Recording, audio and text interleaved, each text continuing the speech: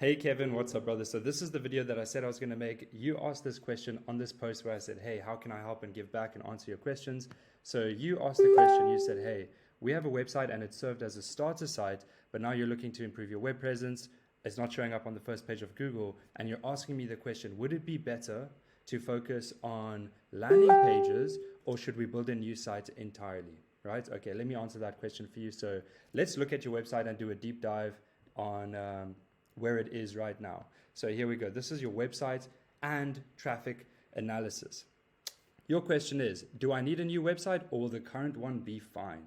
Okay, now for us to understand this, we're going to need to understand that there are three key factors to the success of your website or your digital presence, right? The three key factors are traffic, right? Because without traffic, there is no business anyways. Then the rest of the stuff doesn't matter. So we're going to look at your traffic and we're going to look at how we can even improve your traffic, what you can do to get more traffic, whether you should get a new website or improve on the current one. The next one would be trust, right? If someone doesn't trust you, they're never going to work with you, no matter how much traffic you have, okay? So we need to get them to trust you from your website, like, know, and trust. Super important. And I'll show you how we do that. And then we'll rate your website based on that. And then conversion, cool. So you're getting traffic, people trust you, but if there's no way to actually get them to become a lead as easily and frictionless as possible, then you're going to be leaving a lot of money on the table. So we need to focus on conversion. So we're going to be looking at these three things when analyzing your website. So let's go ahead. First of all, traffic. Let's look at your ranking ability. So your domain is mctoolman.com. So let's see how long it's been around. I'll go to who is, because obviously an aged domain, so one that's been around or has been registered for a long time, is going to do a lot better than a brand new domain. So this is actually really good. So you were registered on 2015. You're with GoDaddy, so that's really good. That means you've got a lot of ranking potential. And if we go to SEMrush, I can see that you've actually already started ranking back in 2020. So that makes people like me really excited, because I know that if I take a website like this and we do some of the content right, some of the SEO right, some of the landing pages right, then you'll just soar off and you'll do extremely well. So straight off the bat, your domain, you would not need to change your domain. Your ranking ability is really good. I'm going to give your ranking ability like an 8 out of 10, because you're able to rank with your domain, so you should not change domains. Stay with your current domain. Now, let's look at your website content and your website layout. So if we head over to your website, here we go. So this is your website, and now keep in mind this is purely just for SEO. So like I said, this is purely just for SEO. So we need to look at this page and determine whether this content is actually going to help you rank. Straight off the bat, I can see that you're not even targeting your main area. So it doesn't even show where you're based. Right, I can see here from the map that if we zoom out a little bit, that you would be based somewhere near Charlotte, which is obviously near South Carolina, or I think it's in Virginia. So you're obviously based in Virginia. The website's got nothing about Virginia, nothing about roofing company in Virginia. So the content on the website is definitely not helping you. And then you also don't actually have any other content on the website. So your website is not content rich, which means that Google is not going to be ranking you, because it doesn't even know who you're servicing, what you're doing, and where you are. So you definitely need to get more content. And then for this, probably isn't even an H1 tag. Like we could check that, but that's in the technical side of things. Right now we're doing the content and website layout, which is also this point over here. They're the same point. But just going back to the website, you would definitely need to be doing a lot more content on the website over here and actually be getting the layout right. Now, let's see the rest of the pages over here. And this tag needs to be an H1 tag. H1 is basically, like when you write a document, like this document, for example, this, as you can see here over there, is a title tag. These would be sub tags. So this would be like an H2 tag, an H2 tag, like this. So the same way you do a document is the same way you do a website, so that Google can read what sections are on the website. So the H1 tag, which is the first tag, is the most important tag, and that's how Google reads, what you're about. So you need to make sure that you've got your H1 tag sorted out.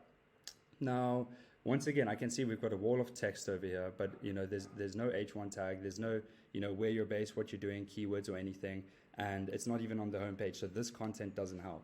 Now, it's good that you have content because it's going to make like a web designer's job easier because all the information's already here. You definitely need to introduce the owner, and that'll help with branding, and that helps with trust. Okay, brand, personality, owner, but that needs to be on the front page because people aren't going to be clicking off like that super simply. So looking at the rest of the pages, let's look at like service pages, like roof replacement. We do this for all of our websites. We create sub pages for every service that we do. Okay, lots of content. This is really good. Why choose McToolman as your roofing contractor? And I can see you're externally linked, which means you're linking to other websites. That's very good for Google. That's really good. So yeah, you've got a lot of external links. You've written some content over here. The only problem with these pages, and a little side note, is that they're not conversion optimized. Ideally what you want to do, like let's look at like Vanguard or even Rhino. Ideally what you want to do with pages like that is that when you do build those sub pages and you write all that content, you still want to have all the elements that you would usually have, like the reviews, the testimonials, the previous work. So if I head over to services and I click residential and I click, let's say, window replacement, okay, I know it's a roofing company, but this is just an example. You'll see that, yes, we've written a lot of content for window replacement and we put those keywords in and made it look good, but for the rest of it, we'll still have the reviews, we'll have the past work, we'll have everything that you still have on the homepage. So you don't have that stuff on the homepage, you just have a ton of random content about this one specific service. At least you've got this laid out and you've got some content on this. So it's not completely bad, but you would definitely need to rethink the strategy on that. So just for the on-page content and layout section, I'm going to give you a 5 out of 10 because at least you're doing something. I think the execution is what matters, so it's not that important. I'm actually going to give you a 4 out of 10. So now let's look at the technical side of the SEO. So I've done like an SEO search on this so we can see what the SEO is. Now it says the on-page SEO. You can't really determine on-page SEO from a tool like this because it doesn't know what the content is. But I can see you need to add an H1 tag. You don't even have an H1 tag. Super bad. You need to add alt images. So even though it says that your SEO on page is A minus, it's actually a lot worse than that because they don't know the nature of the business. So you need a title tag. You need a meta description tag. This is how you show up on Google. If you did show up on Google, that's obviously not good. We need to optimize that. So there's a lot of things that we need to do on the website. It's basically just all the back-end SEO stuff. It's just some stuff that you need to check off and get that done. But once it's done, and you should be good. So, this tool says that you get a lot of traffic. So because of that, that means you're leaving thousands of dollars on the table. But anyway, so from the technical side of thing, which is like for SEO rankings, which is like page speed, image compression, just the stuff on the back end, like the meta descriptions, the title tags, all that stuff on the back end that you allocate for SEO. I can see that stuff's not done. So I'm gonna give you once again a 4 out of 10 for this. And these are the reasons that your website's not ranking. Honestly, I should give this one a 3 out of 10 because so this is why your website is not ranking, because the conclusion is that 1, you don't have enough content, and 2, you're not telling Google what you're about. So we need the content there, and then we also need to tell Google what the content's about. So Google has no clue who you are, what you do. Okay, so that's traffic. That's really not that hard to do. Like that's just part of it. Let's talk about trust. Now, when we look at your website, before someone works with you, decides to call you, reach out to you, they need to trust you. So when I look at this website, because I've been in this game, I can already tell that there are a lot of things that are missing that I would like to see. So for example, you're using the stock image. It's not really a real image from you or the team. So it kind of gives like a bit of a fake-ish feel. But some people won't notice that. If we're talking about really getting some trust, what you would want to put on here is reviews, your testimonials, your accreditations, like your certifications, if you're certified with anyone. So, like these, for example, if you're GAF certified, or if you have a BBB rating, if you have a license number, show your reviews, like show the actual badge. What's really important on the website is that before people scroll down, because 60% of people never even scroll down, that you have all this information already. Like, sure, we can put the reviews, we can introduce the team, we can do all that kind of stuff at the bottom, but you want to have it all before you scroll down. So every one of the websites, you know, will have it all. We'll have the reviews at the top, we'll have the accreditations, we'll introduce the owner, we'll do all that kind of stuff. So that's trust. So right now, for brand, personality, owner, that's a 0 out of 10. You're not being introduced, you're not showing yourself, who the team is, what you're doing. Reviews, there are no reviews. I don't know what people are saying about you. Your accreditations, I don't know who you're working with. So that's a 0 out of 10. There's no trust being built there. Your gallery, you know, you don't even have real images. So that's a 0 out of 10. Your manufacturer, suppliers, actually, I think you might have some suppliers on your website. Let's see.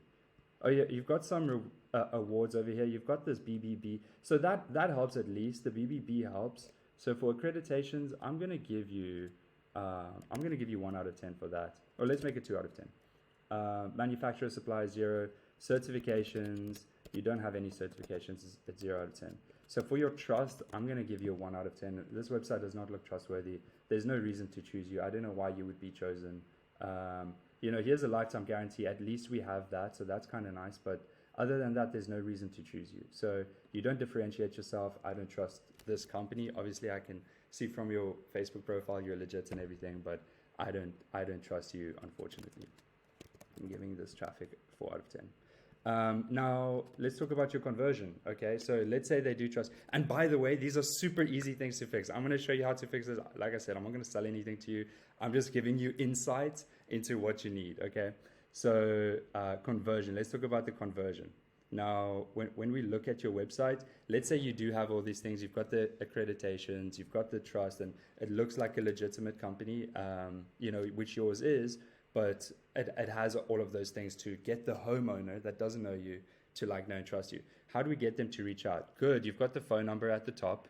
We need that. We've got the contact us button. That's good. The only problem with this contact us button is that it goes to a new website, to a new page. So that takes time. And then also this form is pretty long. Zip code, address, telephone, email. You're asking for a lot of stuff. You're asking for a big commitment.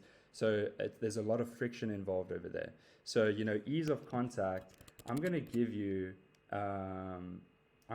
like a 2 out of 10 for this, because, you know, yeah, you've got that phone number at the top, but on the rest of the website, there's no like quick and easy form for people to fill out. Like this one, for example, you know, book your free roof assessment. So when they're lying in bed at 1 a.m. and they can't phone you from your phone number, they would just click book a free roof assessment either there, and then the form pops up. You don't redirect to a new page, or they complete this form right over here, right? So it's an easy contact form that you just want them to, you know, to click and to just fill out super easy, super frictionlessly. So that's really, really, really important.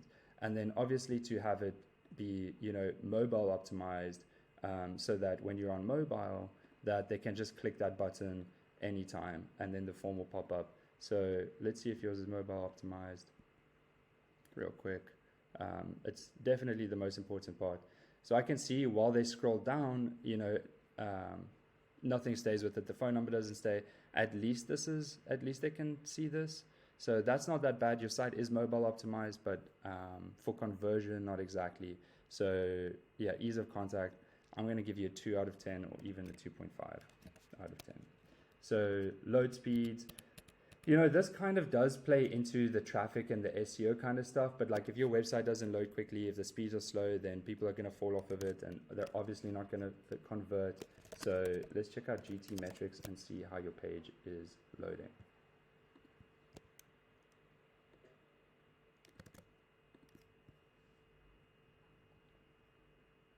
I'm just going to pause the video for you. Boom, okay, we've got the report. So your page is actually pretty quick. It makes a lot of sense because you don't have any content or anything on the website. So that's pretty good. That's not bad at all. Page speed, I'm going to give that like a 9 out of 10. That's really good. Mobile optimization, it's not bad. It's not good. We're looking at about like a 6 out of 10. Your ease of contact, which is really what conversion is all about, is a 2 out of 10. So for conversion rate, you know, obviously trust also, if they trust you, then they'll reach out. But conversion rate is like once they trust you, how easy is it? I'm going to give that a 3.5 out of 10. Okay. So in total, we're looking at about 4 out of 10, 1 out of 10, 3.5 out of 10. Your question to me was, do you need a new website, or the current one be fine? Well, considering the fact that, you know, you're basically going to need to be doing all the content over again, you're going to need to reconsult your internal page strategy. At least your domain's fine. My recommendation to you would be that you definitely would need to do a new website, because like working on this website would be the same as doing a new one. And honestly, doing a new one would be easier because you can start from scratch and you can get it right from the beginning, instead of trying to fix something that's super broken. You can just build something that's really, really good. And that's why, you know, we use a lot of manuals that I've written to help us with this, like the ultimate roofing website design blueprint, so that you know like what sections to include. So feel free to include this: reviews, testimonials, trust badges, portfolio, your process, your services, your about us. So this is kind of how we know how to build the websites and how to make it look good on mobile, and so that, you know, they can click and call and do stuff like that. So if you've got a developer that's good at design, you know, then you need to make sure that you've got all of these elements on the home page, you know, before they even scroll down on every single section. So that's my recommendations to you, is, you know, get someone that knows what they're doing. It's probably not going to be cheap. You're probably not going to be paying, you know, below $5,000 for someone that knows what they're doing, that's willing to help you on this.